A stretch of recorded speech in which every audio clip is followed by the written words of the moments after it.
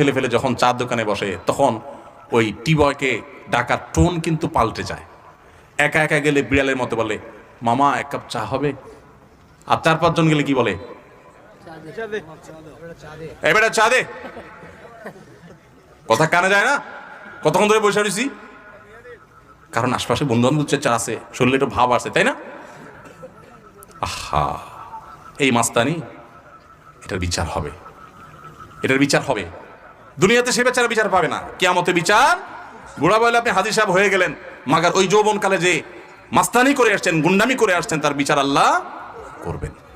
So be careful, এই যৌবনকে পাগলামি করে নষ্ট করবেন না, ঠিক আছে তো? ইনশাআল্লাহ যে কোনো অন্যায় করে আল্লাহ কাছে মাফ চাইলে মাফ করবেন, কিন্তু মানুষকে ওই যে ধাক্কা দিয়েছেন, গালি দিয়েছেন, অধিকার নষ্ট করেছেন, হক মেরেছেন, এগুলো কিন্তু আল্লাহ মাফ করবেন না, সাবধান। এই জন্য নবী করিম সাল্লাল্লাহু আলাইহি ওয়াসাল্লাম বলেছেন, সেদিন আসার আগে মাফ চেয়ে নাও, যেদিন কেউ কাউকে ছাড় দিবে না, কেউ কাউকে ছাড় দিবে না। গালি দিয়েছেন, রিকশাওয়ালা ভাড়া দেন নাই,